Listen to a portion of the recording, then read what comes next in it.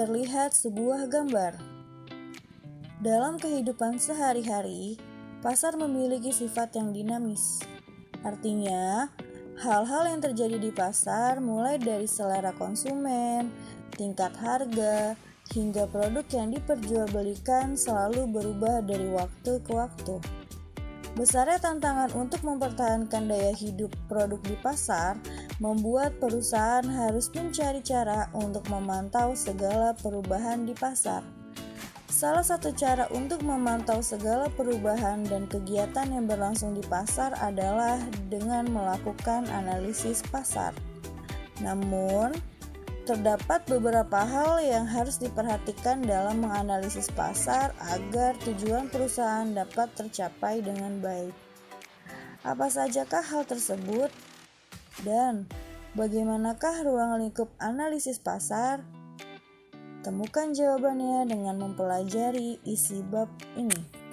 Halo anak-anak semua, apa kabar? Semoga kalian selalu dalam keadaan sehat ya. Seperti gambar yang sudah kalian lihat tadi, pada bab kali ini Ibu akan membahas mengenai menerapkan analisis pasar. Untuk materinya, yang pertama, ruang lingkup analisa pasar, yang kedua, tujuan analisa pasar, yang ketiga, menganalisis perilaku konsumen dan produsen untuk menganalisis pasar, dan yang keempat, langkah-langkah menganalisis pasar. Yuk sama-sama kita simak penjelasan materi kali ini. Pengertian analisis pasar. Analisis adalah penyelidikan terhadap sesuatu peristiwa untuk mengetahui keadaan yang sebenarnya. Dengan kata lain, analisis adalah kegiatan untuk mencermati dan mengamati suatu objek secara terperinci dengan cara menguraikan unsur-unsur pembentuknya guna dikaji lebih lanjut. Jadi, analisis pasar adalah suatu penganalisisan atau penyelenggaraan untuk mempelajari berbagai masalah pasar. Dengan kata lain, analisis pasar adalah upaya untuk meneliti sarana terjadinya transaksi antara penjual dengan pembeli dengan beberapa metode tertentu. Perlu kalian tahu, objek dalam analisis pasar adalah produk dan data calon pelanggan. Di antaranya, data berupa perilaku, keinginan, dan kegiatan lain yang berhubungan dengan produk dan layanan. Selain itu, ada beberapa hal yang perlu dianalisis di pasar, di antaranya sebagai berikut. Mari sama-sama kita simak penjelasan berikut ini.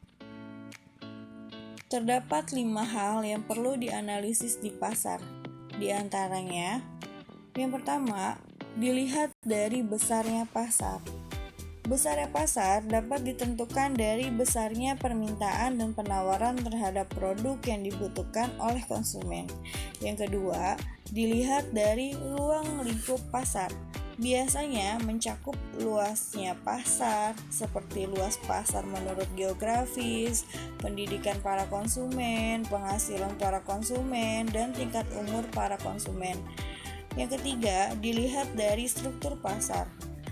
Struktur pasar berkaitan dengan susunan suatu kekuatan yang terdapat pada penjual ataupun pihak pembeli sendiri. Yang selanjutnya, dilihat dari lokasi pasar. Lokasi pasar tentunya sangat mempengaruhi dan memiliki peran penting dalam penjualan produk karena pasar yang berada di lokasi strategis akan banyak dikunjungi konsumen atau calon pembeli. Dan yang terakhir, dapat dilihat dari peluang pasar, di mana kondisi ketika seseorang dapat memanfaatkan dan mensiasati keadaan atau kondisi pasar yang sedang terjadi. Banyak perusahaan yang belum sepenuhnya menggali peluang yang ada di pasar. Oleh karena itu, perusahaan harus melakukan pengembangan agar dapat menggali semua peluang yang ada di pasar. Ruang lingkup analisis pasar. Secara umum, ruang lingkup analisis pasar mencakup permasalahan tentang produk yang dipasarkan, lokasi, sifat dan karakter pasar, organisasi pembelian, kegiatan pembelian, perkembangan pembelian, perusahaan persaingan, dan pola pembelian. Bagaimana dengan penjelasan materi hari ini? Semoga kalian dapat memahaminya. Terima kasih dan semoga bermanfaat.